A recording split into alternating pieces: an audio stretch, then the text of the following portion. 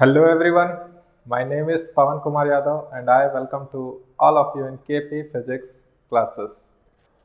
तो आज हमारा काइनेमेटिक्स का लेक्चर नंबर 2 है। पिछले लेक्चर में हमने डिस्टेंस और डिस्प्लेसमेंट के बारे में देखा। आज हम देखने वाले हैं कि वेलोसिटी क्या होता है और उससे रिलेटेड जितने भी क्वेश्चंस हैं वो हम करने वाले हैं। तो चलिए शुरू करते हैं। वेलोसिटी क्या है? वेलोसिटी तो वेलोसिटी आप लोग पढ़ के आए होंगे। क्या पढ़े हैं? कुछ भी आइडिया है? डिस्प्लेसमेंट बाय टाइम ऐसे करके कुछ पढ़े होंगे वेलोसिटी। तो चलिए देखते हैं ग्राफ से।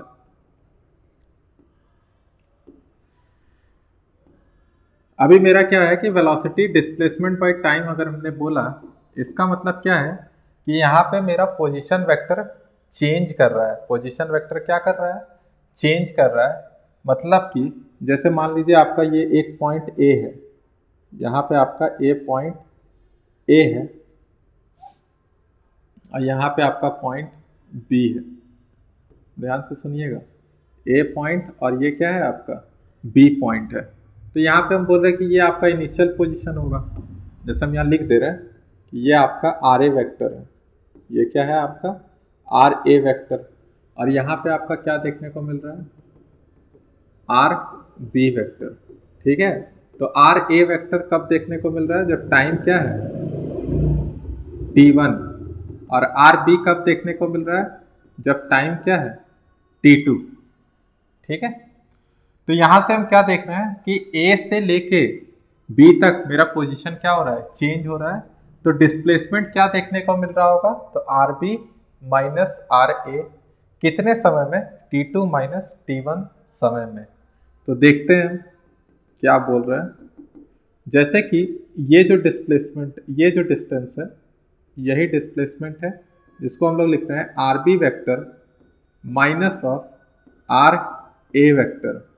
ठीक है, और यहाँ पे क्या लिखेंगे? t2 minus of t1। तो इतने समय में इतना आपका डिस्प्लेसमेंट हो रहा है। बात समझ में आया? तो इसको हम देखते हैं एक टर्म से जो हमने स्लोप आपको पढ़ाया है। तो स्लोप का यूज कर रहे हैं। जैसे ये इस ए से बी लाइन को हमने क्या किया? मिलाया। तो आपको अगर यहाँ एक एंगल देखें थीटा, तो नहीं लग रहा है कि टेन थीटा को ये लिख सकते हैं टेन थीटा बराबर क्या पढ़े? Perpendicular by base. तो यहाँ पे हम लिख पा रहे हैं R B vector minus R A vector, और डिवाइड में लिख पा रहे हैं t2 माइनस t1, या इसको एक लाइन में और लिख सकते हैं d वेक्टर और डिवाइड में क्या है? Delta t। ठीक है, d वेक्टर को हम डेल्टा r वेक्टर भी लिख सकते थे।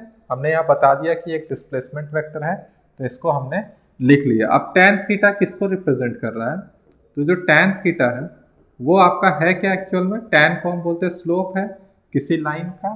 तो यहाँ पे लाइन क्या है? ये ए बी लाइन। तो हम लिख दे रहे हैं स्लोप ऑफ कॉर्ड।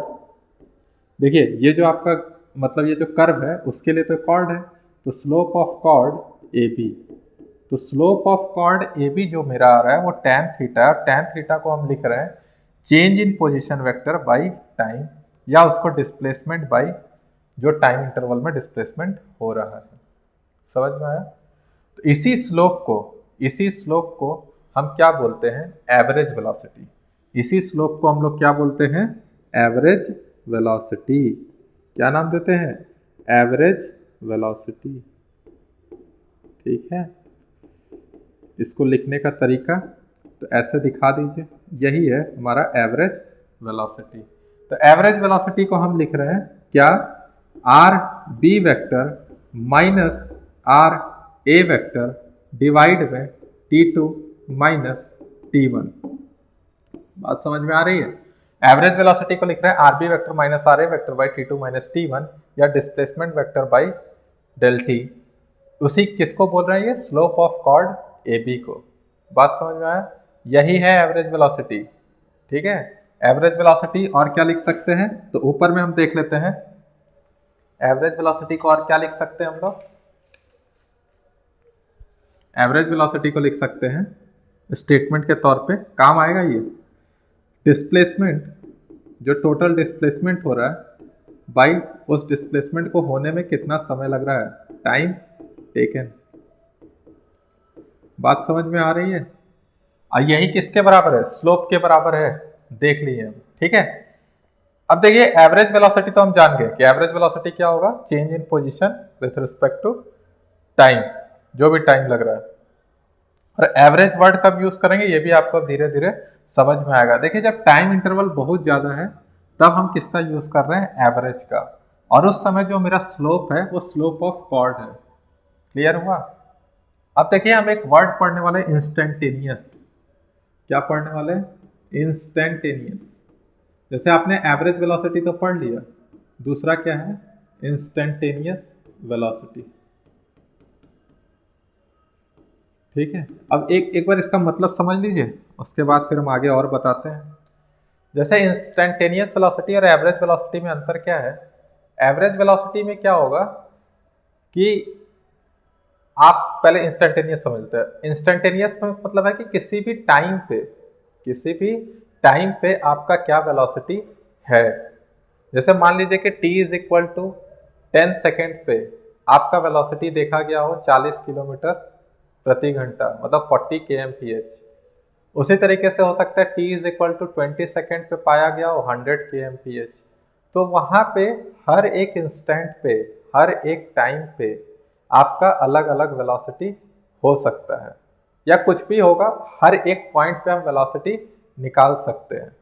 यहाँ पे क्या है कि हर एक पॉइंट की हम नहीं बता रहे हैं, हम एक टाइम इंटरवल में बता दे रहे हैं कि ऐसा एवरेज वेलोसिटी हुआ होगा। बात समझ में आ रहा है? जैसे कि आप घर से निकले, तो घर से जब निकले तो आपका शुरू में मान लीजिए स्टार्ट नहीं किए तो 0 था, स्टार्ट किए 20 हो गया, बीच में आपने 40 किया होगा स्पीड, फिर धीरे धीरे आगे किया होगा तो कितना हो गया होगा, 60, 80, फिर घर आते आते फिर वापस कहाँ पे पहुंच गए होंगे, 0 पे। तो घर आके आप ये बताइएगा क्या कि इस समय पे, मतलब यहाँ से घर से वहाँ गए, वहाँ से यहाँ आए, तो अब बताइएगा क्या बार बार कि इस सेकंड पे इतना पे थे, इस सेकंड पे इतना पे थे, इस सेकंड पे इतना पे नहीं।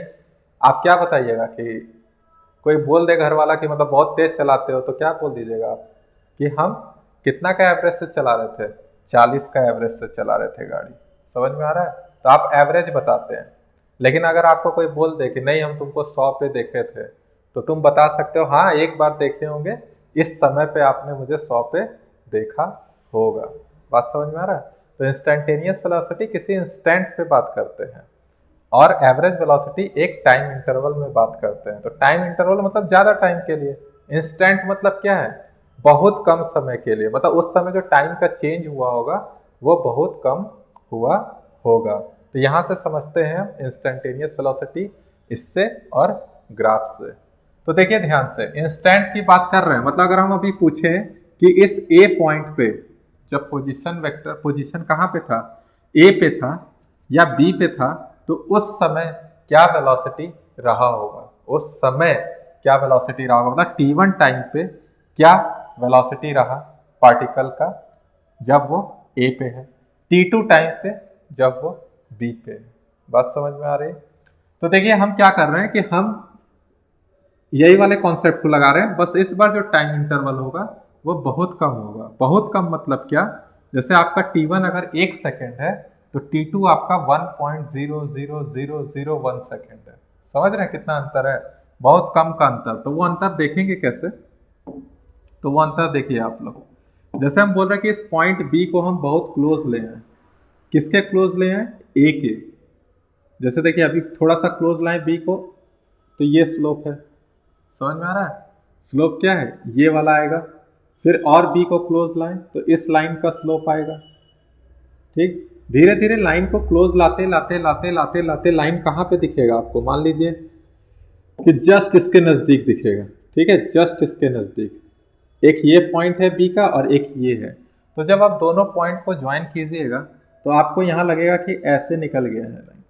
ठीक है, जब दोनों पॉइंट को आप ज्वाइन कीजिएगा तो आपको इस बार स्लोप कॉर्ड का नहीं दिखेगा, स्लोप किसका दिखेगा, टेंजेंट का। स्लोप किसका दिखेगा, टेंजेंट का, जो कि कर्व पे किस पॉइंट पे बन रहा है, ए पॉइंट पे।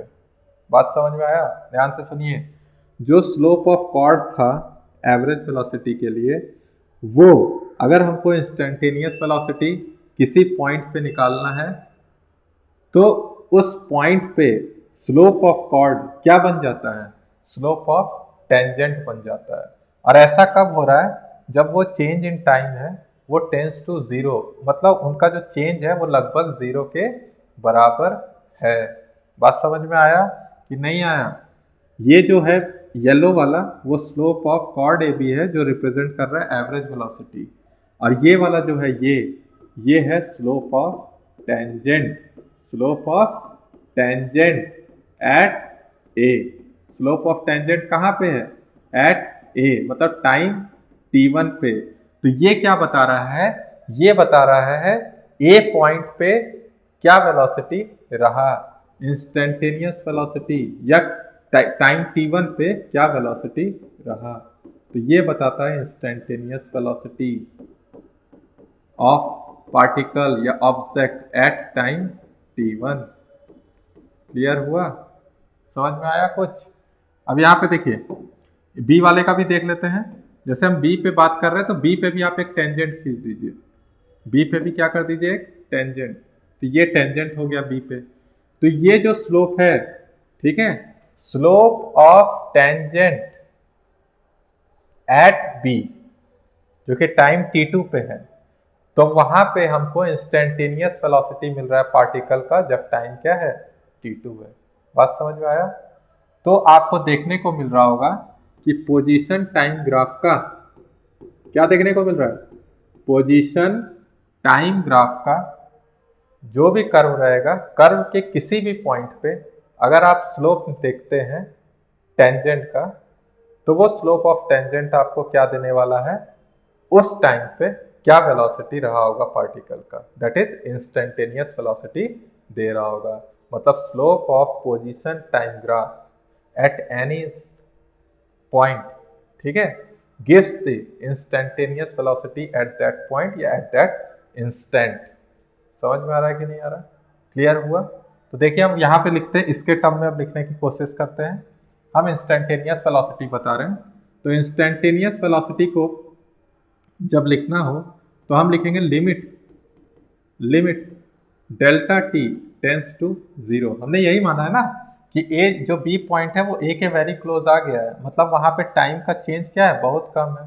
तो limit delta T tends to zero, तो ऊपर में जो अभी हम लिख रहे थे, क्या लिख रहे थे, जैसे कि अगर हम इसको डेल्टा आर वेक्टर लिख दें, आर वेक्टर में चेंज है ना, और नीचे क्या है, डेल्टा टी। जैसे यहाँ पे इसको डेल्टा आर वेक्टर, इसको क्या लिख दे रहे हैं, डेल्टा टी। तो उस केस में हम वी वेक्टर को लिख पाएंगे D R vector by D T. समझ में आ रहा है कुछ? यही मेरा क्या है, इंस्टेंटेनियस वेलोसिटी। यही मेरा क्या है, इंस्टेंटेनियस वेलोसिटी। अब आपको डिफ्रेंशिएशन जैसा फील आ रहा होगा। छोटा सा चेंज इन पोजीशन कब, जब बहुत कम चेंज हुआ किसमें, टाइम में। क्लियर हुआ? D R by D T. समझ में आया कि नहीं आया? ठीक है, देख लीजिए एक बार, इसको लिख देते हैं क्या रिप्रेजेंट कर रहा है। तो यहाँ पे लिखिए स्लोप ऑफ इंस्टेंटेनियस वेलोसिटी क्या है, slope of position time graph, slope of position time graph at any point या एट एनी इंस्टेंट क्या देने वाला है, gives instantaneous velocity at that instant, gives instantaneous velocity at that instant. समझ में आ रहा है? ठीक है, और डिफ्रेंशिएशन हम आपको पूरा समझाए हैं, वहाँ पे आप लोग देख लीजिए, क्योंकि अब उसका हम यहाँ पे इस्तेमाल करने वाले हैं। समझ में आ गया इंस्टेंटेनियस वेलोसिटी कैसे देखेंगे? किसी भी पॉइंट पे जो कि टाइम t है, वहाँ पे अगर हम एक स्लोप खींच दें तो वो स्लोप हमको बताएगा उस टाइम पे कि पार्टिकल का इंस्टेंटेनियस वेलोसिटी क्या रहा होगा। समझ में आ गया? एवरेज वेलोसिटी समझ में आया, total displacement by total time taken. Instantaneous समझ में आ गया कि स्लोप देखना है टेंजेंट का उस पॉइंट पे, उस टाइम पे। ठीक है, क्लियर हुआ? समझ में आ गया? लिख लीजिए। अब हम देखेंगे स्पीड। ठीक है, तो वेलोसिटी कैसा क्वांटिटी है? वेलोसिटी मेरा कैसा क्वांटिटी है? वेक्टर क्वांटिटी है। वेलोसिटी कैसा क्वांटिटी होता है? Vector quantity. वेलोसिटी कैसा क्वांटिटी हो जाएगा? Vector quantity. हो गया? लिखिए। चलिए अब हम देख लेते हैं स्पीड। स्पीड क्या होता है? तो जैसे वेलोसिटी मेरा क्या था? एक वेक्टर क्वांटिटी था। स्पीड क्या होता है? Scalar quantity. स्पीड क्या होता है? Scalar quantity. ठीक है, तो चलिए यहाँ पे देख लेते हैं। स्पीड में भी हम दो चीज पढ़ेंगे, एक एवरेज स्पीड और दूसरा क्या होगा? Instantaneous speed. तो एवरेज स्पीड है तो हम क्या बोल रहे हैं कि स्पीड को स्केलर क्वांटिटी बोल रहे हैं। तो वेलोसिटी वेक्टर था तो उसका रिलेशन किसके साथ था? डिस्प्लेसमेंट के साथ। उसी तरह से स्पीड का रिलेशन किसके साथ होगा? डिस्टेंस के साथ। तो टोटल डिस्टेंस कवर्ड या travelled by total time taken, by total time taken. बात समझ में आ रही है? वहां पे हमने डिस्प्लेसमेंट लिखा था और यहाँ पे हमने क्या लिखा है कि कितना डिस्टेंस ट्रेवल्ड हो रहा है जो पूरा समय में। ठीक है, बात समझ में आई? अब वैसे ही जहाँ पे हमने वहां पे क्या पढ़ा था डिस्टेंस और डिस्प्लेसमेंट में, कि जो डिस्टेंस है उसका वैल्यू हमेशा बराबर या बड़ा होता है मैग्नीट्यूड ऑफ डिस्प्लेसमेंट के। उसी तरीके से यहाँ पे एवरेज स्पीड जो होगा, एवरेज स्पीड जो होगा वो ग्रेटर देन और equal to magnitude of average velocity. बात समझ में आ रहा है? ऐसा क्यों? क्योंकि टाइम तो मान लीजिए दोनों में सेम लग रहा हो, लेकिन डिस्टेंस और डिस्प्लेसमेंट में तो अंतर है ना। तो उसी तरीके से एवरेज स्पीड और एवरेज वेलोसिटी में भी क्या है? अंतर देखने को मिलेगा। और ये कंडीशन आपको याद होना चाहिए। ठीक है, और देख लेते हैं इंस्टेंटेनियस स्पीड क्या होता है।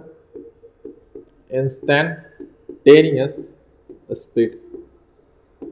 ठीक है, इंस्टेंटेनियस स्पीड। तो इंस्टेंटेनियस स्पीड क्या होगा? तो इंस्टेंट पे जो वेलोसिटी रहेगा ना उसका आप मैग्नीट्यूड लिख दीजिए, वही क्या कहला जाएगा मेरा? Instantaneous speed. जैसे कि आपको क्या पढ़े, v वेक्टर बराबर इंस्टेंटेनियस वेलोसिटी क्या पढ़े? dr वेक्टर बाई dt, यही पढ़े ना? ये इंस्टेंटेनियस वेलोसिटी पढ़े। अब जो इसका मैग्नीट्यूड होगा वही आपका क्या कहला जाएगा? Instantaneous speed. ठीक है, तो magnitude of instantaneous velocity gives instantaneous speed. Clear हो गया? समझ में आया? देख लेते हैं इसको, जिनको नहीं समझ में आ रहा है क्या बोले। तो मैग्नीट्यूड ऑफ इंस्टेंटेनियस वेलोसिटी।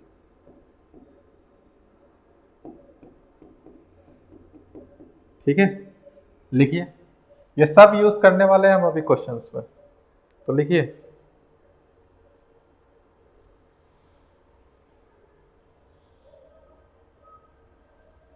हो गया? आइए, जैसे वहां पे हमने क्या पढ़ा था? Conversion of displacement into distance graph. उसी तरह से यहाँ पे भी हम कन्वर्जन देख रहे हैं। Conversion of distance, conversion of distance बोल रहे हैं। वेलोसिटी टाइम ग्राफ क्या लिखेंगे? Velocity time graph, velocity time into speed time graph, into speed time graph. तो conversion of velocity time into speed time graph. तो देखते हैं क्या बोलना चाह रहे हैं। यहां पे आपका क्या है? वेलोसिटी, और यहां पे क्या है? Time t। अब वेलोसिटी एक वेक्टर क्वांटिटी, तो वो प्लस भी हो सकता है, माइनस भी हो सकता है और जीरो भी हो सकता है। तो ये हमने एक ग्राफ ड्रॉ किया, थोड़ा और दिखा देते हैं।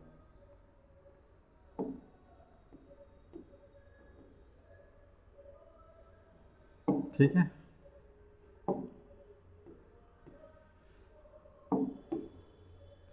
चलिए, ये मेरा क्या है? जो ग्रीन वाला है ये मेरा दर्शा रहा है वेलोसिटी टाइम ग्राफ को। किसको बता रहा है? वेलोसिटी टाइम ग्राफ को। अब हमको क्या चाहिए? अब हमको चाहिए स्पीड टाइम ग्राफ। हमको क्या चाहिए? Speed time graph. तो स्पीड टाइम मतलब मैग्नीट्यूड ऑफ वी लिख दे रहे हैं, यही होगा ना। अगर हमको हर एक पॉइंट का, जैसे कि इस टाइम टी पे, इस टाइम टी पे, इस टाइम टी पे क्या वेलोसिटी है, इस टाइम टी पे वेलोसिटी देखेंगे तो यही होगा ना, ये वाला वेलोसिटी हो जाएगा। इस टाइम टी पे कौन सा वेलोसिटी हो जाएगा? ये वाला। देखो परपेंडिकुलर थोड़ा खींच रहे हैं। इस टाइम टी पे कौन सा वेलोसिटी होगा?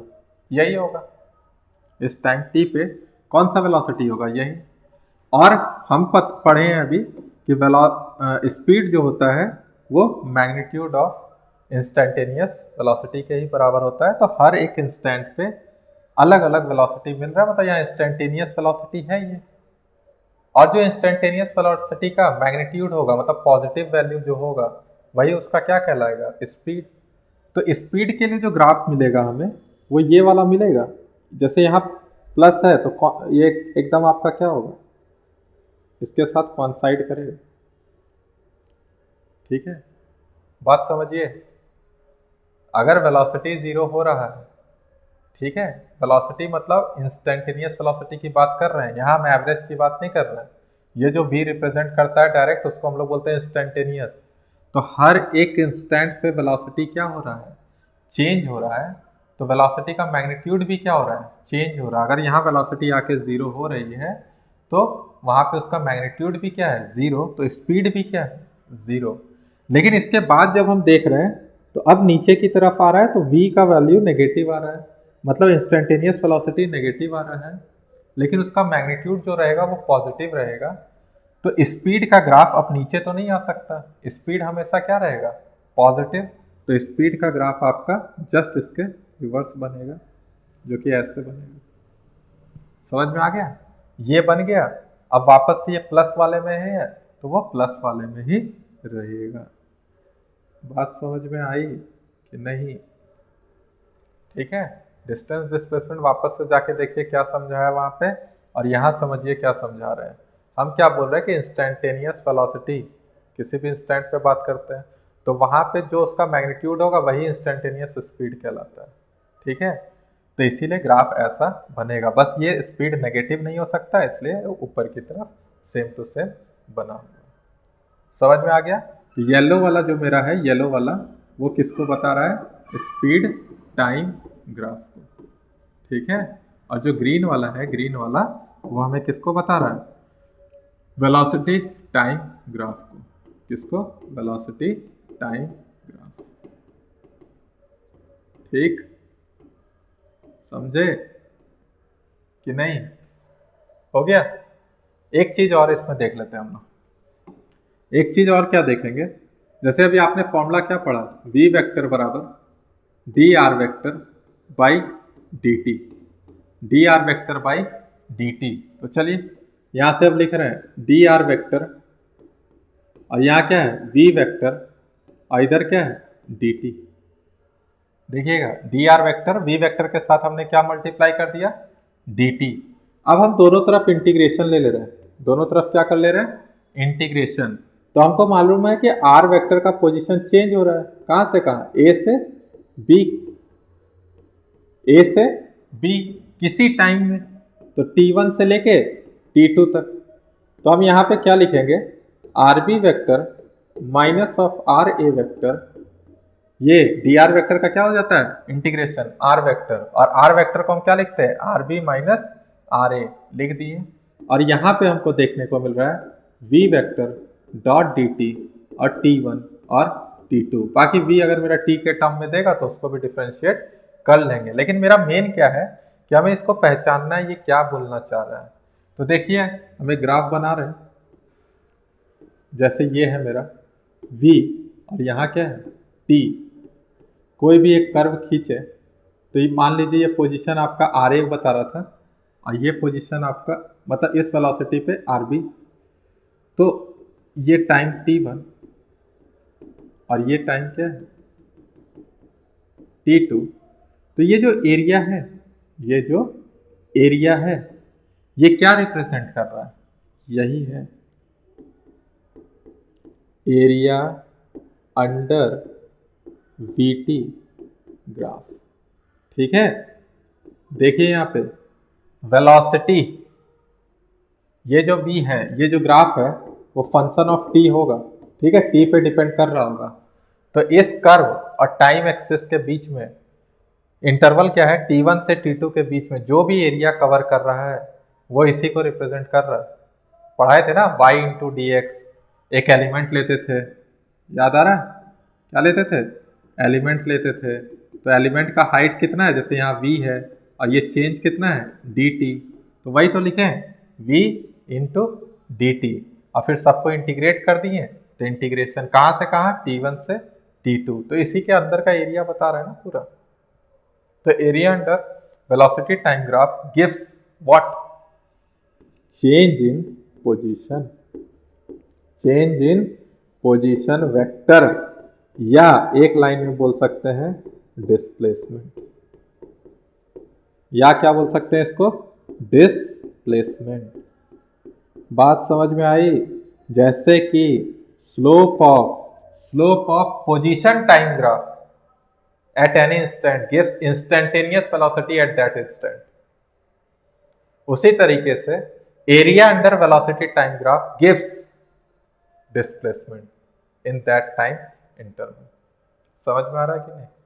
तो दो चीज हम सीखे, slope of XT graph that is position time graph, उसमें हमने देखा कि वो इंस्टेंटेनियस वेलोसिटी दे रहा है, और area under VT graph gives change in position vector that is displacement. तो ये बहुत इंपॉर्टेंट है, इसको याद रखिए। ठीक है, अभी इस पे क्वेश्चन हम देखेंगे। अब देखिए, जैसे यहाँ पे एरिया अंडर वीटी ग्राफ क्या दे रहा है? डिस्प्लेसमेंट दे रहा है। ध्यान से सुनिएगा, अगले क्वेश्चन में इसको रिलेट करेंगे, या पिछला जो फिगर बनाया उससे देखते हैं। जैसे एरिया अंडर वेलोसिटी टाइम, जैसे यहाँ वी वेक्टर लिख दे रहे हैं, वी वेक्टर मतलब वेलोसिटी है, ये इसको ब्रैकेट में लिख दे रहे हैं। वेलोसिटी टाइम ग्राफ क्या देगा हमें? वेलोसिटी टाइम ग्राफ हमें क्या दे रहा है? दे रहा है डिस्प्लेसमेंट। क्या दे रहा है? डिस्प्लेसमेंट। उसी तरीके से area under speed time graph क्या देगा? स्पीड टाइम ग्राफ, स्पीड के लिए मैग्नीट्यूड दिखा देते हैं। तो स्पीड टाइम ग्राफ क्या देगा हमें? डिस्टेंस। क्या देगा? डिस्टेंस। समझ में आ रहा है? क्या देने वाला है?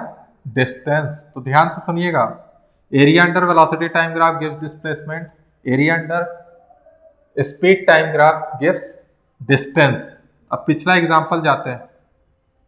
अब जैसे यहाँ पे हमको डिस्प्लेसमेंट चाहिए, तो डिस्प्लेसमेंट चाहिए तो क्या होगा? तो जैसे ये आपका A1 एरिया है, और ये जो ग्रीन वाला आया था ये कौन सा एरिया था? A2। देखिए हम डैश डैश कर दे रहे हैं। ठीक है, उसके बाद ये कौन सा एरिया था? A3। बात समझ में आ रही है? अब देखिए, आपको ये भी याद होना चाहिए कि जैसे टाइम के ऊपर जब देख रहे हैं तो A1 का वैल्यू प्लस आएगा, A3 का वैल्यू भी प्लस आएगा, और A2 का वैल्यू क्या आ जाएगा? माइनस। A2 का वैल्यू क्या आ जाएगा?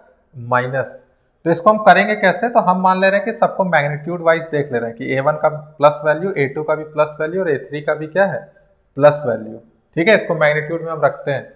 और आप समझिएगा, अगर हमको यहाँ से डिस्टेंस निकालना हो या डिस्प्लेसमेंट, तो पहले डिस्प्लेसमेंट देख लेते हैं। डिस्प्लेसमेंट निकालने के लिए क्या करेंगे? तो देखिए ये A1 है आपका, तो A1 प्लस में हो या माइनस में, तो हमको ऊपर में दिख रहा है तो वो प्लस में ही आ जाएगा। उसके बाद ये ग्राफ क्या बोले? डिस्प्लेसमेंट क्या है? Area under VT graph. तो ये एरिया देखने को मिला। फिर नेक्स्ट एरिया क्या देखने को मिल रहा है? A2। लेकिन वो है कहाँ? नीचे की तरफ। तो इसको लिखेंगे माइनस ऑफ A2। बात समझ में आ रही है? ये एरिया नेगेटिव में यूज करेंगे इन केस ऑफ डिस्प्लेसमेंट। उसी तरीके से A3 वापस से ऊपर है तो वो मैग्नीट्यूड ऑफ A3। तो ये मेरा क्या निकल के आने वाला है? डिस्प्लेसमेंट। और डिस्टेंस के केस में क्या होगा? कोई भी चीज नेगेटिव हो सकता है क्या? नहीं हो सकता है। तो वही सेम एरिया जो A2 यहाँ है, यहाँ भी वो क्या है? A2 ही है। और इस बार उसमें हमको आगे में क्या लगाना पड़ेगा, प्लस। तो हम लिख रहे हैं magnitude of A1 plus magnitude of A2 plus magnitude of A3। बात समझ में आया। Area under velocity time graph जो कि आपका शेडेड कर दिया है मैंने, तो A1 minus A2 plus A3। Mod इसलिए लगाया कि कोई भी वैल्यू वो पॉजिटिव होना चाहिए।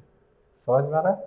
डिस्टेंस के केस में ये भी पॉजिटिव, पॉजिटिव और पॉजिटिव। ठीक है, तो आप एक निकाल लीजिए, बाकी डिस्टेंस के केस में जो भी नेगेटिव होगा उसको भी किस में लिखना है, पॉजिटिव में लिखना है। ठीक, इसके आगे हम 2 क्वेश्चंस देखेंगे, अभी इतना लिख लीजिए। ठीक है, समझ में आ रहा है। पहले इसी क्वेश्चन को हम लोग देख लेते हैं। ठीक है, नहीं तो आप लोग कॉन्सेप्ट भूल जाइएगा, फिर बताने में दिक्कत होगा। चलिए पहले वही क्वेश्चन देख लेते हैं हम लोग। कहाँ गया क्वेश्चन,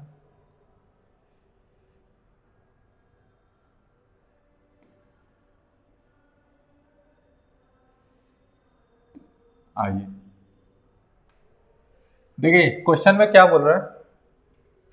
क्वेश्चन में क्या बोल रहा है, बाकी और भी क्वेश्चन देखेंगे। पहले हम area under speed time graph या area under velocity time graph का क्वेश्चन देखते हैं। जैसे क्वेश्चन दिया है velocity and time graph of a body, velocity है और यहाँ टाइम है, इस शोन इन फिगर और स्ट्रेट लाइन में चल रहा है। पॉइंट एस जो है वो है 4.333 सेकेंड। जैसे ये 1 2 यहाँ 3 यहाँ 4 यहाँ 5, तो ये जो आपका एस पॉइंट है उस पर टाइम जो है वो है 4.333 सेकेंड। तो बोल रहा है कि टोटल डिस्टेंस कितना कवर्ड हो रहा है, 6 सेकेंड में। तो देखिए हमारा ये एक एरिया आपको दिख रहा होगा। आपको कौन सा एरिया दिख रहा है, ये वाला एरिया दिख रहा है। ठीक है, तो ये एरिया आपका प्लस में ही आएगा। उसी तरह से इस एरिया को भी हम किस में निकाल लें, प्लस में। और जब डिस्टेंस निकालने की बात आ रही है तो इसको और इसको क्या कर लेंगे, ऐड कर लेंगे।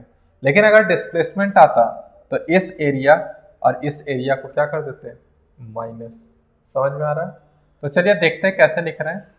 तो आपको ऊपर में क्या दिख रहा है, ऊपर में आपको ट्रापीजियम दिख रहा है। अगर आपको ट्रापीजियम का डायरेक्ट फॉर्मूला आता है तो डायरेक्ट आप इसका एरिया निकाल लेते हैं। तो चलिए हम ट्रापीजियम आपको बता देते हैं, जानना जरूरी भी है। जैसे आपका ये ए है, ये बी है, और इनके बीच में ये दोनों पैरेलल होते हैं। ये ए और बी क्या है, ए और लाइन वाला और बी लाइन वाला क्या होता है, पैरेलल। और इनके बीच का जो दूरी होता है वो h है। तो इसका एरिया हम लिखते हैं half into sum of the parallel bases, मतलब a प्लस बी, और मल्टीप्लाई में उनके बीच का जो दूरी है हाइट h। तो इसको हम a1 नाम दे दे रहे हैं और इसको नाम दे दे रहे हैं a2। अब देखिए हम अपने सुविधा के लिए हम 4.333 को क्या लिख दे रहे हैं, 4.333 को क्या लिख देंगे बताइए, 4 1/3, ऐसा ही है कि नहीं। तो इसको लिखेंगे 4 + 1/3, तो यहाँ पे आ जाएगा ये 13/3। कितना हो जाएगा, 13/3। तो ये जो पॉइंट है ये कितना है, 13/3। तो इसको सॉल्व करते हैं। तो सम ऑफ द पैरेलल बेसेस, तो आपको ये दिख रहा होगा, देखिए यहाँ पे ये दिख रहा होगा, ये कितना का है डिस्टेंस, 1, और ये कितना का है, तो ये है 13/3। मतलब ये 1 है तो ये भी कितना रहा होगा, 1। तो देखिए फॉर्मूला लिख रहे हैं A1 का, सम ऑफ पैरेलल बेसेस। तो पैरेलल बेसेस कौन है, 13/3, और साथ में प्लस में क्या है, 1। हाइट कितना, हाइट तो इसको देखिए यहाँ पे कितना लिखा हुआ है, 4, तो इसको हमने लिख लिया। जब लिखेंगे तो क्या आएगा वैल्यू बताइए, ये 2 से 2 बार में चला जाएगा, तो यहाँ पे आ जाएगा 3, 16/3 गुने 2, तो कितना हो जाएगा, 16 दूनी 32/3। ये एरिया आ रहा है A1। A2 आएगा, इसको देखिए हम प्लस में ही निकाल रहे हैं, मेरा काम है प्लस में, -2 यूज नहीं करेंगे, 2 ही यूज करेंगे। तो आपको क्या चाहिए, हाइट चाहिए। तो हाइट आपको दिख रहा है कितना है, 2, और बेस कितना चाहिए, तो बेस है 6 - 13/3। तो यहाँ पे बेस जो है, ये जो बेस है ये कितना है, 6 - 13/3। तो कितना हो जाएगा, 6 × 3 = 18, 13, 5/3। और ये जो हाइट है आपका, ये कितना दिया हुआ है, 2। तो हाइट 2 है और आपका बेस कितना है, 5/3। तो हाइट है और बेस ये कर दे रहे हैं, तो 2 और 2 क्या हो जाएगा, कैंसल। तो आ गया 5/3।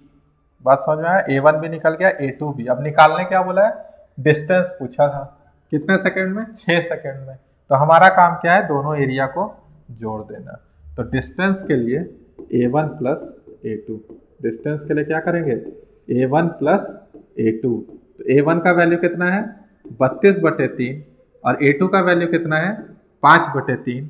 तो आंसर आ जाएगा 37/3 मीटर।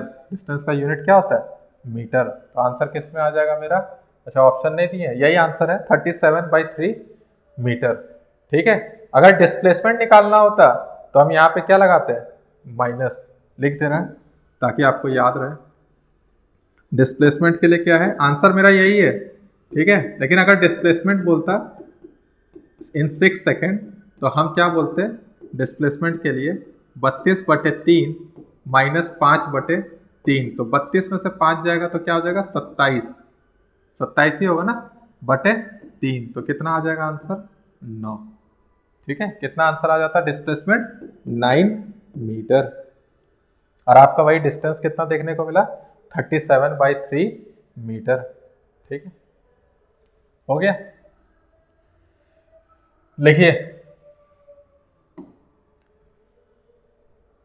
लिखें, चलिए नेक्स्ट क्वेश्चन। नेक्स्ट क्वेश्चन क्या है, फ्रॉम द वीटी ग्राफ, कौन सा ग्राफ है, VT graph. From the VT graph shown the ratio of distance to displacement. इस बार डिस्टेंस टू डिस्प्लेसमेंट रेशियो बोला है, कितने सेकंड में, 25 सेकंड में। तो 25 सेकंड यहाँ तक पूरा कंप्लीट कर रहा है। तो इस बार हम क्या करेंगे, ये पूरा एरिया ऊपर वाला और ये नीचे वाला एरिया, डिस्टेंस के लिए इस एरिया और इस एरिया को क्या कर देंगे, जोड़ देंगे, और डिस्प्लेसमेंट के लिए इसको और इसको क्या कर देंगे, माइनस। तो पहले हम एक एक करके एरिया निकाल रहे हैं। जैसे कि हमको ट्रापीजियम कहाँ दिख रहा है, कहीं नहीं। एक देखिए आपका यहाँ एक ट्रापीजियम, पूरा हम पूरा ट्रापीजियम कंसिडर कर रहे हैं। बार बार अलग अलग निकालेंगे ठीक नहीं रहेगा। ये 1 नंबर है, ठीक है। इसको देखिए, ये क्या है, 2 नंबर, और ये ट्राइंगल है, क्या है, 3 नंबर, और ये वाला क्या है, ट्राइंगल है, क्या है, 4 नंबर। ठीक है। अब देखिए A1 कैसे निकाल रहे हैं, A1। तो A1 जब निकाल रहे हैं तो यहाँ 10 है और यहाँ क्या है, 5। तो सम ऑफ पैरेलल बेसिस 5 प्लस 10, और हाइट कितना है, हाइट, तो हाइट आपका कितना है, ये 10 का है, तो यहाँ पे 10। A2 निकाल लीजिए, A2 कितना है बताइए। तो ये है पैरेलल बेसिस इस पर 10, और यहाँ क्या है, 20। तो हाफ 10 प्लस 20, और मल्टीप्लाई में क्या होगा, तो ये हाइट है आपका ट्रापीजियम का। तो 15 माइनस 10 कितना हो जाएगा, 5। तो हाइट कितना है, 5। A3 निकालिए, A3 क्या हो जाएगा, half into base into height. तो ये 5 और ये क्या है, 20। उसके बाद क्या है, A4। A4 निकालने के लिए क्या करना पड़ेगा, हाफ इंटू 5 इंटू 20। ठीक है, 5 20 और क्या लगा दिए, हाफ। तो एक एक करके वैल्यू निकाल लीजिए। यहाँ से 2 से 5 जाएगा, 15 5 कितना हो जाएगा, 75। यहाँ पे देखिए ये 30 है, 15 75 यहाँ पे भी होगा। यहाँ पे कितना हो जा रहा है, 2 से 10, तो ये हो जाएगा 50। और ये कितना है आपका, 2 से 10, ये भी कितना हो जाएगा, 50। अब हमको क्या चाहिए, सबसे पहले हम ऊपर में हमको डिस्टेंस चाहिए। तो डिस्टेंस के लिए सभी को जोड़ देना है। डिस्टेंस के लिए सभी को क्या करना है, जोड़ देना है। तो जोड़ने पे A1 plus A2 plus A3 plus A4, तो जोड़ दीजिए सबको। जब सबको जोड़िएगा तो ये 150, ये 200, फिर क्या हो जाएगा, 250, मतलब 250 हो जाएगा। और डिस्प्लेसमेंट के लिए, डिस्प्लेसमेंट के लिए क्या करेंगे बताइए, A1 plus A2 plus A3, लेकिन साथ में क्या करना है, माइनस ऑफ A4। तो ये दोनों माइनस हो जाएंगे, तो ये कैंसल। 75 75 कितना हो जाएगा, 150।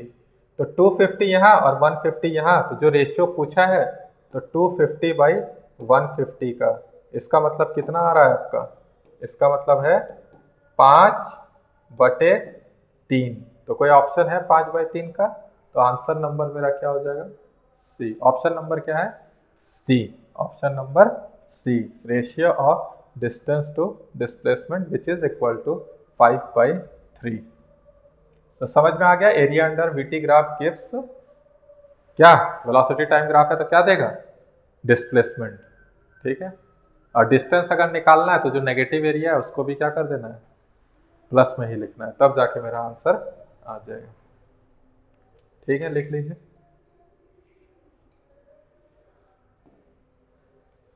चलिए और क्वेश्चन देख लेते हैं हम लोग। क्वेश्चन यहां से, चलिए एक एक करके सारे क्वेश्चंस कर लेते हैं। तो क्या लिखा है, position of a particle related to time is given by x is equal to 5t square minus 4t plus 5। The magnitude of velocity of the particle at t is equal to 2 second will be. Question समझ में आ रहा है। देखिए अभी हम जो भी पढ़ने वाले हैं मोशन इन वन डायमेंशन की ही बात कर रहे हैं। वन डायमेंशन मतलब स्ट्रेट लाइन में चल रहा है, मोशन इन स्ट्रेट लाइन की बात कर रहे हैं। ठीक है, तो इसीलिए x का ही दिया हुआ है कि मतलब सिर्फ x की ही तरफ टाइम जैसे जैसे चेंज हो रहा है पार्टिकल x एक्सिस में मूव कर रहा है, तो x का पोजीशन क्या हो रहा है, चेंज हो रहा है। तो हम यहाँ पे x बराबर दिया हुआ है उसको लिखिए 5t square minus 4t plus 5। तो वेलोसिटी होगा क्या, अगर सिर्फ एक डायमेंशन की बात कर रहे हैं x में चेंज हो रहा है तो ऊपर में लिखेंगे dx और नीचे क्या हो जाएगा dt। समझ में आ रहा है कि नहीं। अगर वेक्टर लगाते तो यहाँ वेक्टर, यहाँ आई कैप, यही होगा ना, आई कैप में ही तो सिर्फ चल रहा है वेलोसिटी, तो v vector is equal to dx by dt I cap. और इसका मैग्नीट्यूड लिखना है तो सिंपल dx बाई dt कर दीजिए। ठीक है, सिंपल क्या हो जाएगा dx बाई dt। तो हमें क्या पूछा है, मैग्नीट्यूड पूछा है, तो सिंपल क्या कर दे, डिफ्रेंशिएशन कर देते हैं। तो dx बाई dt, तो डिफ्रेंशिएशन करने आता है ना, एक बार बता दे रहे हैं, जिनको नहीं आता है वो लेक्चर देखें। 5t square minus 4t plus 5, तो क्या होगा कि पहले 5t स्क्वायर का करेंगे, तो 5 कांस्टेंट है उसको बाहर रखिए और t स्क्वायर का कितना हो जाएगा 2t। फिर माइनस 4 कांस्टेंट है बाहर रखिए, t का कितना हो जाएगा 1, t का कितना हो जाएगा 1। और फिर क्या है 5 है, 5 एक कांस्टेंट टर्म है, कांस्टेंट का डिफरेंशिएशन क्या हो जाता है 0। तो यहाँ से आ जा रहा है मेरा 10t माइनस 4, कितना आ रहा है 10t माइनस 4, क्या मैग्नीट्यूड ऑफ वेलोसिटी। अब किसी टाइम पे पूछा है क्या, तो पूछा है time t is equal to 2 second पे, तो ये t is equal to 2 second पे जब निकालेंगे तो 2 माइनस 4 हो जाएगा, 2 माइनस 10 इंटू 2 माइनस 4, तो 20 minus 4 which is equal to 16, तो 16 मीटर पर सेकेंड। तो कोई ऑप्शन है, तो ऑप्शन नंबर सी। बहुत ही सिंपल सवाल था, डिफरेंशिएशन आना चाहिए इस क्वेश्चन को करने के लिए। मोशन इन स्ट्रेट लाइन चल रहा है तो सिर्फ x एक्सिस के ही डायरेक्शन में पोजीशन चेंज हो रहा है समय के साथ साथ, तो हमने लिखा v बराबर dx बाई dt। समझ में आया, डिफरेंशिएशन आना चाहिए, फिर बाद में जिस टाइम पे पूछा उस टाइम का हमने मैग्नीट्यूड ऑफ वेलोसिटी निकाल दिया। चलिए नेक्स्ट, यहाँ पे पढ़िए क्वेश्चन क्या लिखा हुआ है। क्वेश्चन लिखा है 2 buses P and Q start from point at the same time and move in a straight line. एक ही समय पे दोनों बसेस चालू हो रही हैं, एक ही from a point at the same time and move in a straight line, और उनके जो पोजीशंस हैं आर रिप्रेजेंटेड बाई, देखिए पहला का पोजीशन क्या है alpha T plus beta T square, और दूसरे का पोजीशन क्या है किसी टाइम टी पे F T minus T square. तो बोल रहा है कि किस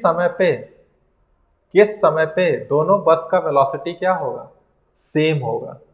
तो हम क्या करते हैं, पहले करते हैं एक एक करके दोनों बस का हम वेलोसिटी निकाल देते हैं और फिर उन दोनों वेलोसिटी को क्या कर देंगे, सेम कर देंगे, तो उस समय जो टाइम निकल के आएगा वही आंसर होगा मेरा। देखते हैं, जैसे आपका वेलोसिटी ऑफ बस P की बात कर रहे हैं तो डिफ्रेंशिएशन करना पड़ेगा किसका, XP का, और XP कितना दिया हुआ है बताइए, alpha T plus beta T square, alpha T plus beta T square. तो अल्फा एक कांस्टेंट टर्म है तो अल्फा बाहर रहेगा, टी का डिफरेंशिएशन क्या हो जाता है 1, बीटा बाहर रहेगा और टी स्क्वायर का डिफरेंशिएशन क्या हो जाता है 2t। तो यहाँ पे V P alpha plus 2 beta T आ रहा है। ठीक है, उसी तरह से वेलोसिटी ऑफ Q निकाल सकते हैं। क्या होगा, differentiation of X cube with respect to T. तो क्या लिखेंगे, एक्स क्यूब की जगह वैल्यू लिखिए, क्या है, F T minus T square. क्या है, F T minus T square. तो हम यहाँ पे f को कांस्टेंट है जिसको बाहर लेके आएंगे। उसके बाद टी स्क्वायर का जब देखेंगे तो क्या हो जाएगा, -2t। समझ में आया कि नहीं आया? f एक कांस्टेंट है, उसका बाहर रख दिए। अब t को करेंगे तो t का डिफ्रेंशिएशन 1 और टी स्क्वायर का डिफ्रेंशिएशन 2t होता है। बीच में माइनस साइन है तो माइनस साइन हो गया। समझ में आ रहा है? अब कंडीशन बोल रहा है कि किस समय पे दोनों बस का वेलोसिटी सेम है। तो हम क्या करेंगे, vp को किसके बराबर कर देंगे, vq के। किसके बराबर कर देंगे, vq के। तो मेरा आंसर आ जाएगा, जैसे vp is equal to vq कर दीजिए। तो vp is equal to vq मतलब alpha plus 2 beta t is equal to f minus 2t। अब क्या करना है कि t वाले टर्म को एक तरफ ले जाना है।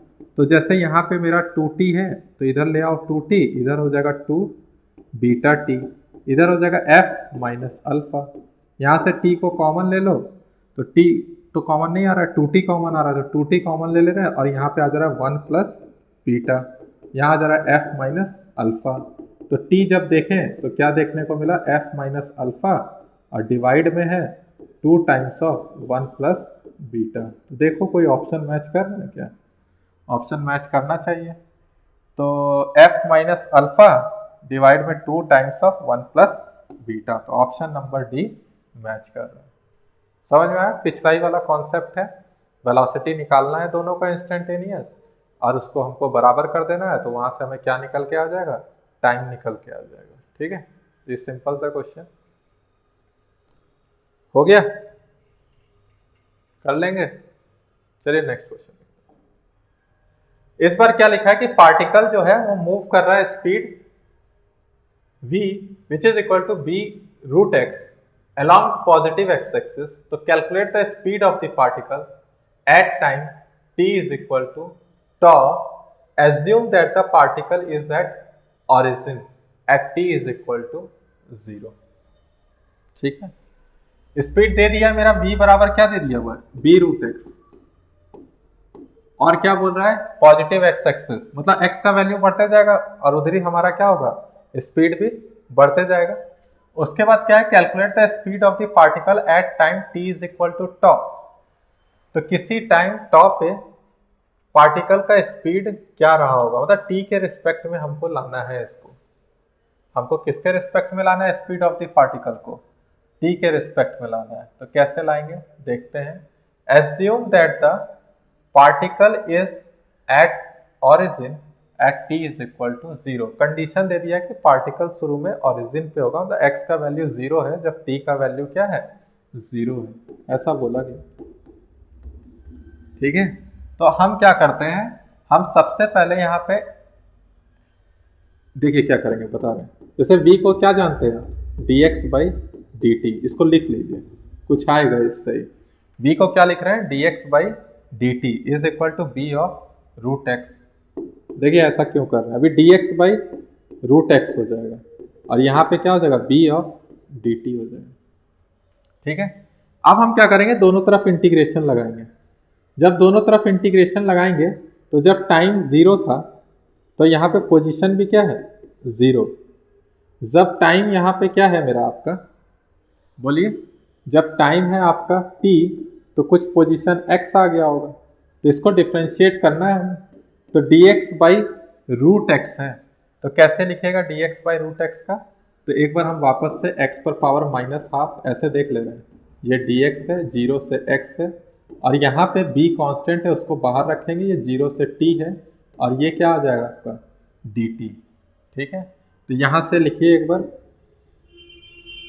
क्या हो जाएगा, x पर पावर -12 का फॉर्मूला पता होना चाहिए था, -12 प्लस 1, नीचे भी -12 प्लस 1 और कहाँ से कहाँ है ये, 0 से x और यहाँ पे आ जाएगा b, अंदर में t और 0 से लेके कहाँ तक, t तक।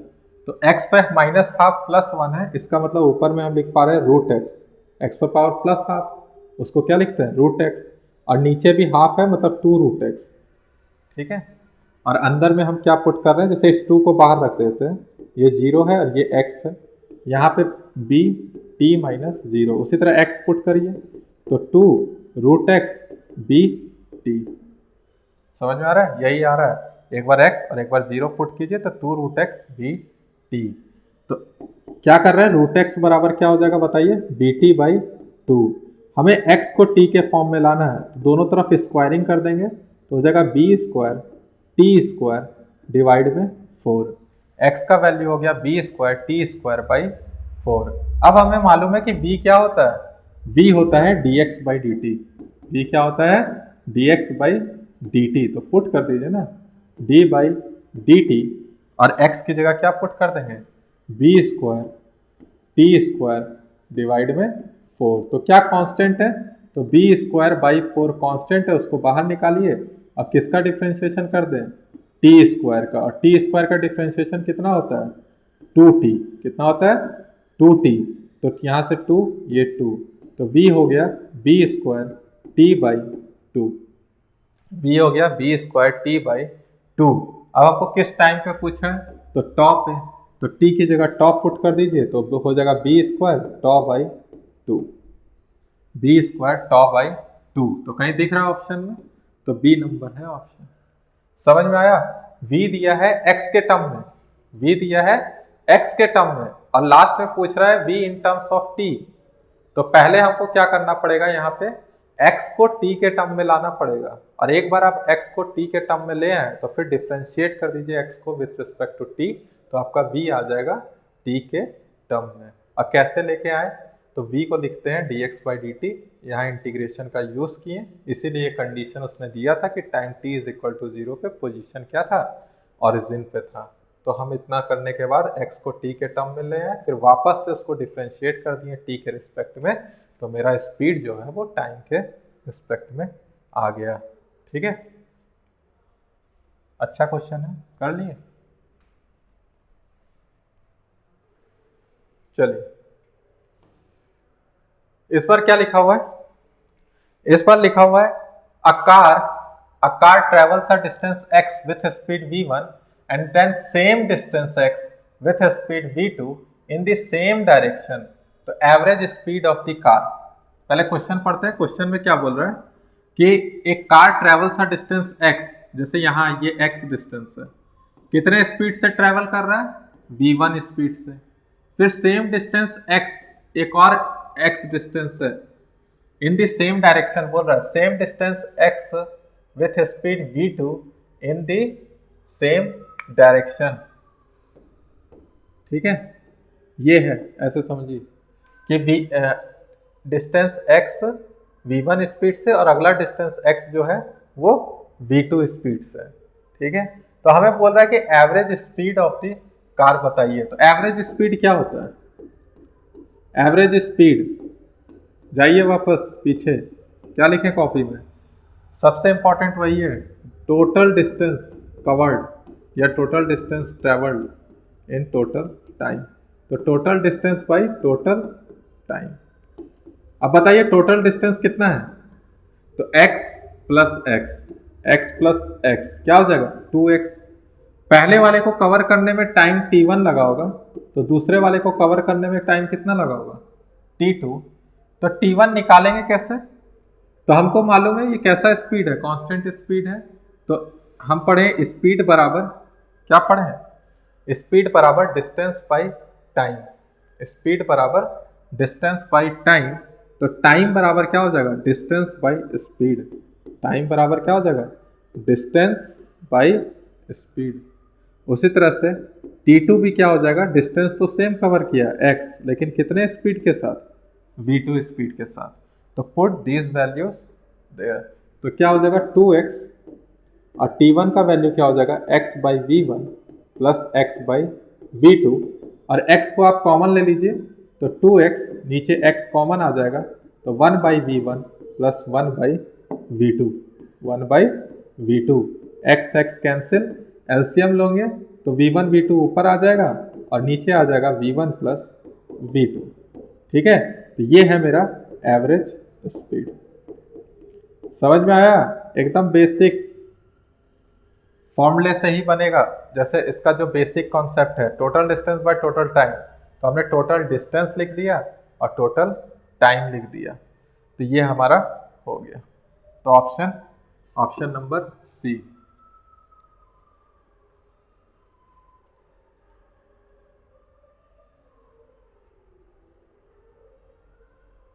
ठीक है, लिख लीजिए। चलिए नेक्स्ट क्वेश्चन देख लेते हैं। नेक्स्ट क्वेश्चन क्या है, अच्छा क्वेश्चन है ये। नेक्स्ट क्वेश्चन, एक पार्टिकल मूव कर रहा है स्ट्रेट लाइन में, covers half the distance with a speed 6 metre per second and the other half is covered in 2 equal time intervals with a speed 9 and 15. The average speed of the particle during the motion is average speed total distance by total time. तो हमें total distance ऊपर लिखना है, जो भी आप मानिएगा, और divide में टाइम ही लाना है। तो चलिए वापस से देखते हैं, क्वेश्चन बहुत अच्छा है, तो देखते हैं क्या बोल रहा है। जैसे ये आपका पूरा है, इसको 2 हाफ में कर देना, तो वही कॉन्सेप्ट ले लेते हैं। जैसे ये x है तो ये भी क्या है, x है। ठीक है, मतलब टोटल डिस्टेंस कितना है, 2x। यहाँ पे हम लिखते जा रहे हैं टोटल का भी। एवरेज स्पीड बताना है ना, तो एवरेज स्पीड बताने के लिए total distance by total time taken. ठीक है, ऊपर में तो 2x लिख देंगे, कोई दिक्कत नहीं। अब आते हैं वापस से। बोला एक पार्टिकल मूव कर रहा है स्ट्रेट लाइन में, covers half the distance with speed 6 metre per second. तो अभी हम क्या करते हैं कि इसको थोड़ा जनरलाइज्ड वे में भी पढ़ लेते हैं। जैसे ये भी स्पीड मान लीजिए v1 है, विथ स्पीड क्या है, v1। तो ये जो x कवर किया उसने कितने स्पीड से, v1 स्पीड से, मतलब यहाँ से यहाँ का जो टाइम लग रहा है वो क्या हो जाएगा, x बाई v1। वो क्या हो जाएगा, x बाई v1। तो हम यहाँ पे लिख दे रहे हैं t1 प्लस t2। तो जहाँ पे t1 मेरा क्या है, x बाई v1। अब t2 निकालना है, समझ में आ गया, t1 आ गया, t2 निकालना है। t2 के लिए क्या कंडीशन है कि the other half is covered इन, ये जो अदर हाफ कवर्ड हो रहे हैं 2 इक्वल टाइम इंटरवल्स में। ठीक है, 2 इक्वल टाइम इंटरवल्स मतलब क्या, जैसे एक का स्पीड कम है, एक का स्पीड v2 है और एक का स्पीड क्या है, v3। ठीक है, तो ऐसे समझिए कि 2 इक्वल टाइम इंटरवल्स है, तो इसके बीच में कोई 2 टाइम डिवाइड होंगे, मतलब क्या डिवाइड हो गया होगा, हमारा डिस्टेंस भी डिवाइड हो गया होगा, क्योंकि टाइम इक्वल है लेकिन वेलोसिटी अलग अलग है, तो डिस्टेंस भी दोनों का क्या होगा, अलग अलग, तो इसी में डिवाइड हुआ होगा। ठीक है, तो हम देख लेते हैं एक बार, हम बता रहे हैं क्या कॉन्सेप्ट है। Speed is equal to distance by time, मतलब डिस्टेंस इज इक्वल टू क्या होता है, स्पीड इनटू टाइम। अब टाइम दोनों के केस में सेम है, तो मतलब जिसमें स्पीड ज़्यादा रहा होगा उसने डिस्टेंस भी उतना ही ज़्यादा कवर किया होगा। तो हम मान ले रहे हैं कि v2, यहाँ तक v2 रहा होगा, यहाँ तक क्या रहा होगा, v2, और यहाँ तक क्या रहा होगा, स्पीड v3।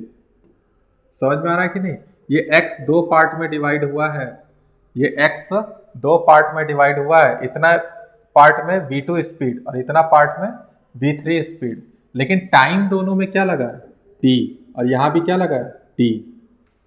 तो यहाँ t, यहाँ भी t, और ये t मिलके t2 का वैल्यू कितना है टोटल, देखिए टाइम के बारे में बता रहे हैं, t2 कितना है, 2t, t2 कितना है, 2t, और हम वहाँ पे t का ही वैल्यू जाते हैं कि इस t का क्या वैल्यू आ रहा है। तो अब ध्यान से सुनिएगा, हमें मालूम है कि जो डिस्टेंस होता है,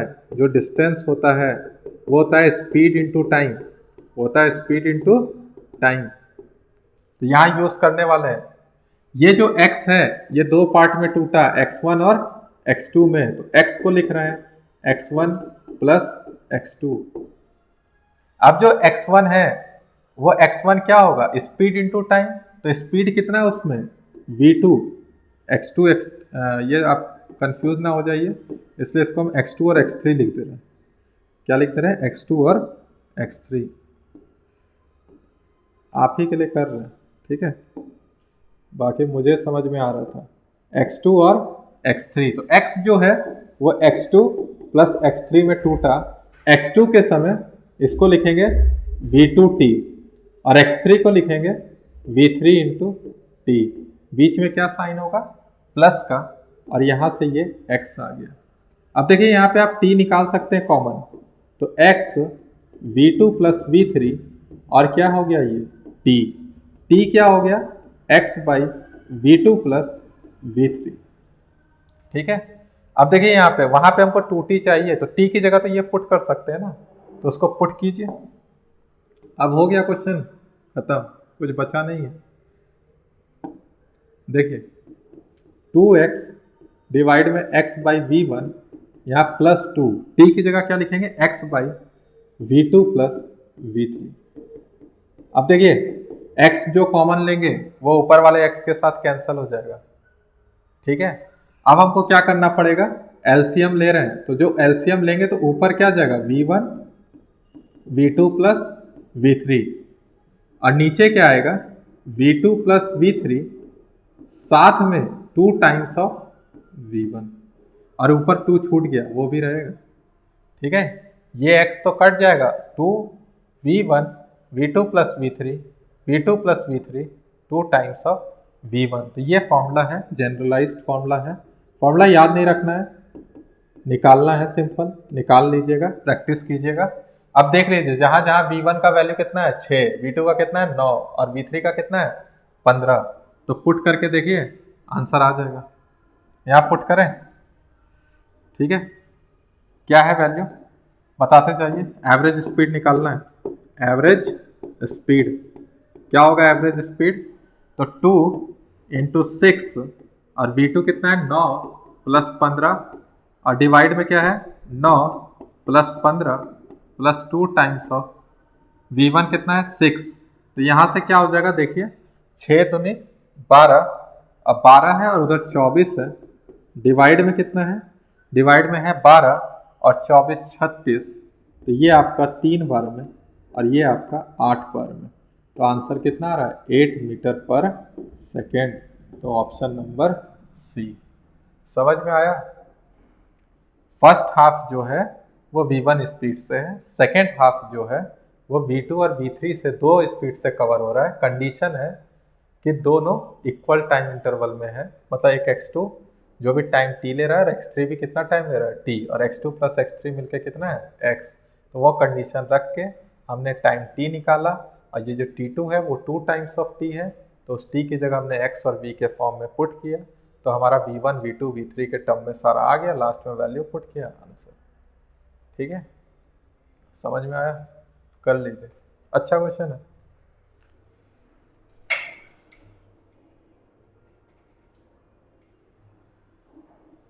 ठीक है। आइए इस क्वेश्चन को भी देख लेते हैं। क्वेश्चन क्या है? ये भी अच्छा क्वेश्चन है। ठीक है। थोड़ा मेहनत लगेगा इस क्वेश्चन में। मेहनत मतलब क्या? डिफरेंशिएशन।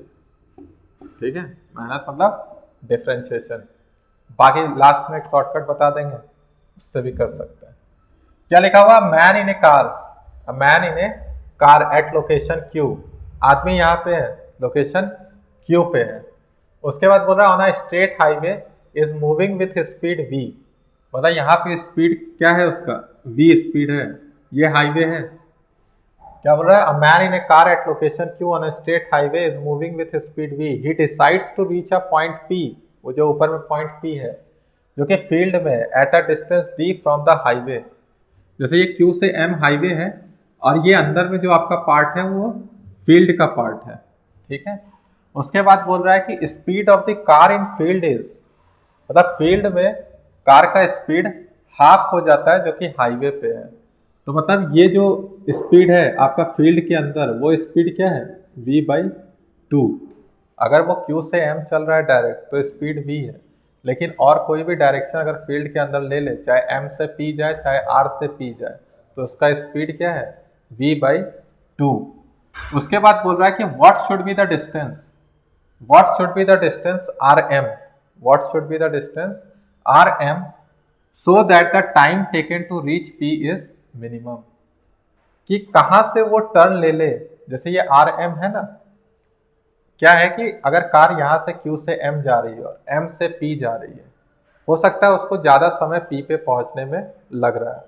अब बीच में अगर वो कहीं एक टर्न ले ले तो वो जो पहले समय लग रहा था पी पे, उससे पहले ही वो वहाँ पे पहुँच जाएगा। तो इसीलिए पूछ रहा है कि what should be the distance R M so that the time taken to reach P is minimum. मतलब क्यू जब आ रहा है तो आर किस पोजीशन पे है एम से कि वो तुम्हारा क्या कर रहा है, टर्न वहाँ से ले ले तो पी पे वो जल्दी पहुँच जाए, कम से कम समय में पहुँच जाए। तो इसके लिए हम क्या करेंगे, तो इसके लिए हमको कंडीशन देखना पड़ेगा। और वो क्या कंडीशन है, जैसे कि हम मान ले रहे हैं कि Q से R जा रहा होगा वो टाइम T1 में, Q से R किस टाइम में जा रहा है, T1 टाइम में। उसी तरह से R से P जा रहा होगा किस टाइम में, T2 टाइम में, और कितने स्पीड के साथ, V/2। बात समझ में आ रही है कि नहीं। Q से R V स्पीड से टाइम T1 में, R से P T2 टाइम में कितने स्पीड से, V/2 स्पीड से। और इसको हम मान ले रहे हैं x, क्योंकि यही तो वैल्यू पूछा है, यही तो वैल्यू पूछा है कि डिस्टेंस आर एम कितना होगा ताकि मेरा टाइम कम लगे p पे पहुंचने में। तो अगर ये x है और ये d है, ये 90 डिग्री है, तो ये कितना होगा, √d² प्लस x²। ठीक है, समझ में आ रहा है, ठीक है। और अगर ये पूरा l होता, ये पूरा कितना होता, l, मान लीजिए ये लेंथ पूरा l होता, तो ये कितना होता, l माइनस एक्स। कितना हो जाता है ये, l माइनस एक्स। अगर ये पूरा l होता जिसमें से ये x है, तो ये l माइनस एक्स, और ये क्या है, √d² प्लस x²। अब सुनिएगा, टाइम जो है वो दो समय ले रहा है, T1 प्लस T2। T1 मतलब कहाँ से कहाँ चल रहा है, Q से R, और T2 मतलब कहाँ से कहाँ चल रहा है, R से P। ठीक है, अब हम देख रहे हैं T1 का वैल्यू निकाल रहे हैं। तो T1 क्या हो जाएगा, टाइम होता है डिस्टेंस बाई स्पीड, तो डिस्टेंस चला उसने QR, और QR को हमने माना है L माइनस एक्स, और स्पीड कितना है उसमें, V। T2 के लिए क्या है, √d² प्लस x², और स्पीड क्या है, V/2। ठीक है, अब ध्यान से सुनिए यहाँ पे क्या बोल रहे हैं, एक बार और लिख रहे हैं, L minus x/v plus 2 times of √d² plus x², और डिवाइड में क्या है, v है। ठीक, अब हम बोल रहे हैं कि ये टाइम हमको मिनिमम होना चाहिए, तो ये टाइम हमको क्या होना चाहिए, मिनिमम। अब मिनिमम के लिए कंडीशन हम पढ़ा चुके हैं जब डिफरेंशिएशन पढ़ा रहे थे। जैसे यहाँ पे देखिए टाइम जो है ये L एक कांस्टेंट टर्म है, V एक कांस्टेंट टर्म है, D एक कांस्टेंट टर्म है, तो ये x वेरी कर रहा है, x क्या कर रहा है, वेरी कर रहा है। इसी के हिसाब से मेरा टाइम डिफाइन होगा कि मिनिमम है कि नहीं।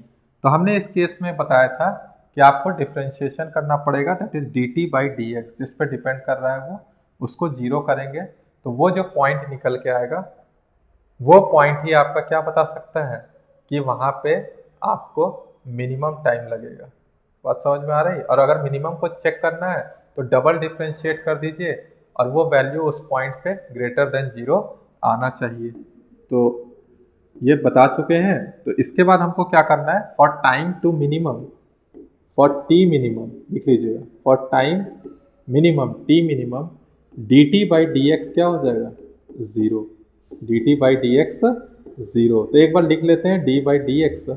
अच्छा देखिए यहाँ पे v क्या है, दोनों में कॉमन है, तो हम एक साथ लिख देते हैं 1/v, और अंदर में L माइनस एक्स और प्लस में 2 times of √d² plus x²। ठीक है, समझ में आ रहा है, इक्वल टू 0। अच्छा ये v कांस्टेंट है तो v को बाहर रख लेते हैं, v को क्या कर दे रहे हैं, बाहर। अब एक एक करके डिफरेंशिएशन कर रहे हैं। पहले L एक कांस्टेंट टर्म है तो डायरेक्ट 0, और x का क्या हो जाएगा, 1। अब यहाँ पे तो यहाँ +2 है, पहले रूट का करेंगे, चेन रूट का करेंगे, सिर्फ रूट का। तो रूट का बताए थे 1/2 रूट, तो इंटू 1/2 रूट। ठीक है, उसके बाद मल्टीप्लाई कर रहे हैं, उसके बाद क्या कर रहे हैं, मल्टीप्लाई कर रहे हैं, और अंदर वाले को करेंगे तो डी स्क्वायर का 0 और एक्स स्क्वायर का 2x। देखिए प्रैक्टिस नहीं कीजिएगा नहीं होगा, डिफरेंशिएशन कर रहे हैं और डिफरेंशिएशन आना चाहिए ये सब क्वेश्चन के लिए। तो यहाँ से 2 और यहाँ से 2 क्या हो जाएगा, कैंसल। ठीक है, तो यहाँ से देखिए मेरा क्या निकल के आया, ये b उधर चला जाएगा तो ये भी 0, तो जितना बच रहा है बस वो लिख रहे हैं -1 प्लस में 2x डिवाइड में root under D square plus X square which is equal to 0। ठीक है, अब इसको हम और करते हैं, इस -1 को उस साइड ले जा रहे हैं तो क्या दिखेंगे, 2x by root under D square plus X square D root under D square plus X square which is equal to 1। ठीक है, ये -1 उस साइड चला गया, अब उधर उसको ले जा रहे हैं तो 2x is equal to root under D square plus X square. अब दोनों तरफ स्क्वायरिंग कर दो तो ये हो जाएगा 4x स्क्वायर, इधर डी स्क्वायर और इधर क्या हो जाएगा प्लस एक्स स्क्वायर, तो 4x square minus x square तो कितना हो जाएगा 3x स्क्वायर, और यहाँ क्या हो जाएगा डी स्क्वायर, तो ये 3x square is equal to D square, तो x square is equal to D square by 3, तो x का प्लस वाला वैल्यू ही लेंगे तो आ जाएगा प्लस डी बाई रूट 3। तो यही है x, यही तो आप माने थे, मतलब कि ये जो दूरी है d बाई रूट 3 जब बचा रहेगा उसी वक्त हमें क्या करना है, मतलब r से m के बीच का दूरी जब d बाई रूट 3 होगा उसी वक्त हमें टर्न ले लेना है और डायरेक्ट p की तरफ जाना है, तो वो हम कम से कम समय में पहुंच पाएंगे। अगर आप थोड़ा सा भी वैल्यू इधर या इस साइड रखेंगे तो हमें p पहुंचने में इससे ज़्यादा समय लगेगा। तो x का वैल्यू क्या आ रहा है, d बाई रूट 3, तो ऑप्शन नंबर हो गया आपका B। ठीक है,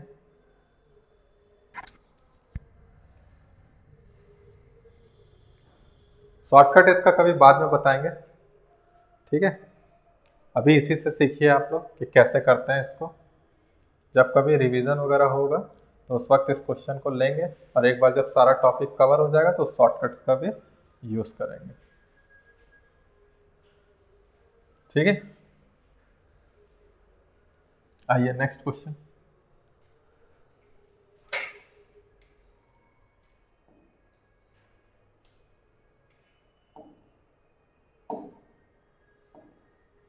चलिए इस क्वेश्चन को भी देख लेते हैं, आज का ये लास्ट क्वेश्चन रहेगा हमारे लिए।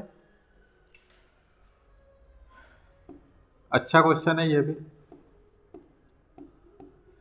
क्वेश्चन क्या है कि पार्टिकल जो है वो मूव कर रहा है स्ट्रेट लाइन में, पार्टिकल स्ट्रेट लाइन में ही मूव कर रहा है, तो बोल रहा है कि टाइम 2 माइनस रूट 2 पे कि वेलोसिटी का पार्टिकल क्या है, वेलोसिटी का पार्टिकल क्या है, आपको एक ग्राफ दे दिया है।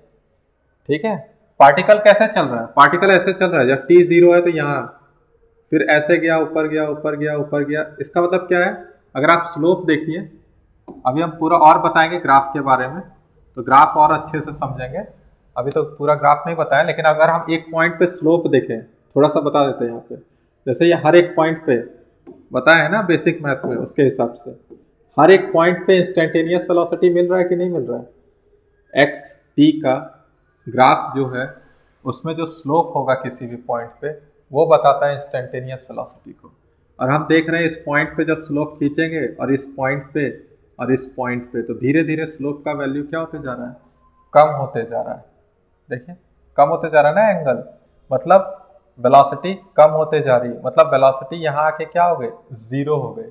मतलब पहले तेजी से ऊपर जा रहा था, फिर धीरे धीरे धीरे धीरे धीरे धीरे क्या हो गया होगा, वेलोसिटी 0, और यहाँ आके क्या हो गया, पार्टिकल रुक गया, लेकिन वेलोसिटी अभी अपोजिट डायरेक्शन में आने लगी है। देखिए 0 था, फिर धीरे धीरे धीरे धीरे क्या हो रहा है, बढ़ने लगा, लेकिन स्लोप नेगेटिव है, स्लोप नेगेटिव है, मतलब वेलोसिटी अपोजिट डायरेक्शन में है। तो वेलोसिटी अपोजिट डायरेक्शन में, फिर धीरे धीरे मेरा स्पीड क्या होने लगा, बढ़ने लगा, और स्पीड बढ़ते बढ़ते बढ़ते वापस से वो अपने पोजीशन पे आ गया। तो यही स्ट्रेट लाइन में चल रहा है, ऐसे पार्टिकल जा रहा है और वापस से उसी पाथ में रिटर्न हो गया। ये है इसका मतलब, समझ में आया। कर्व जो है वो क्या बताना चाह रहा है कि कैसा वेलोसिटी इसमें रहा था। ठीक है, तो उसी में से एक क्वेश्चन पूछा है कि वेलोसिटी बताइए जब पार्टिकल कहाँ पे है, at t is equal to 2 minus root 2। तो पार्टिकल चला कितना देरी तक है, तो 0 से 4 सेकेंड तक। सेमी सर्कल है, तो सेमी सर्कल है तो इसका सेंटर कहाँ पे होगा, 2 0, मतलब कितना है तुम्हारा 2 सेकेंड पे सेमी सर्कल, मतलब सेंटर पड़ा है सेमी सर्कल का। और टाइम जो है वो 2 से कम है, टाइम जो है वो 2 से क्या है, कम है। तो देखते हैं कौन सा टाइम है, जैसे ये आपका टाइम है तो इसको हम लोग लिख रहे हैं 2 माइनस रूट 2, 2 माइनस रूट 2। तो मतलब अगर हमको यहाँ तक 2 तक आना है, देखिए यहाँ से यहाँ तक क्या है 2 माइनस रूट 2, यहाँ से यहाँ तक क्या है टाइम 2 माइनस रूट 2। तो ये वाला कितना होगा बताइए, ये वाला एक बार हम बना दे रहे हैं वापस से इसको बढ़िया से, ध्यान से देखिए। ये जो टाइम है ये है आपका 2 माइनस रूट 2, ठीक है। ये पूरा टाइम जो लग रहा है वो 2 माइनस रूट 2 है। और यहाँ जो टाइम बचा 2 आना चाहिए पूरा, तो उसमें से और कितना यहाँ ऐड करते हैं तो रूट 2। देखिए पूरा जोड़िए तो 2 आ जाएगा ना, मतलब ये लेंथ मेरा कितना है रूट 2, ठीक है। समझ में आ रहा है, ठीक। अब आगे देखते हैं, आगे कुछ समझ में आ रहा है क्या, नहीं। तो चलिए देखते हैं यहाँ पे, जैसे यहाँ से एक लाइन खींचते हैं, इस लाइन पे जो स्लोप होगा वही ना बता रहा होगा इंस्टेंटेनियस वेलोसिटी, मतलब इस लाइन पे जो पॉइंट आ रहा है उस पॉइंट पे जो स्लोप होगा वो इंस्टेंटेनियस वेलोसिटी बताएगा। ध्यान से देखिए, ये वाला ये इंस्टेंटेनियस वेलोसिटी चाहिए ना, तो पोजीशन टाइम ग्राफ का स्लोप ही बताता है इंस्टेंटेनियस वेलोसिटी उस पॉइंट पे, ठीक है। तो यहाँ पे जो स्लोप है, अगर इसका एंगल हम निकाल दें किसके साथ, ये वाला एंगल, अगर ये थीटा हम बता दें तो हम बता देंगे ना कि स्लोप जो है tan थीटा के बराबर हो जाएगा, कहाँ पे, जब t का वैल्यू कितना है 2 माइनस रूट 2। तो थीटा पता चल जाए, आंसर मेरा आ जाएगा। तो क्या करें बताइए, जैसे ये रूट 2 है तो ये वाला लेंथ आपको पता है ये कितना है 2, जो रेडियस है सेमी सर्कल का वो 2 है, और ये कितना है रूट 2, ठीक है। ये कितना है रूट 2, तो ये 2 है ये रूट 2 है, तो ये एंगल निकाल सकते हैं कि नहीं, तो पहले इसको निकाल लेते हैं। इसको निकालेंगे या इसको भी निकाल लीजिए, जिसको भी निकालना है। इसको निकालने के लिए क्या करेंगे तो बताइए, इसको हम ले रहे हैं अल्फा मान लीजिए, तो साइन अल्फा कितना हो जाएगा, तो साइन अल्फा क्या बोलता है परपेंडिकुलर बाई हाइपोटेन्यूस, तो साइन अल्फा तो नहीं है, कॉस अल्फा निकालेंगे, cos alpha base by hypotenuse, तो बेस कितना है रूट 2 और हाइपोटेन्यूस कितना है 2, तो कॉस अल्फा कितना के बराबर हो गया 1 बाई रूट 2 के, मतलब अल्फा का वैल्यू जो है वो 45 डिग्री है। अल्फा का वैल्यू कितना है 45, तो अगर ये 45 है ये 90 है तो ये कितना होगा 45।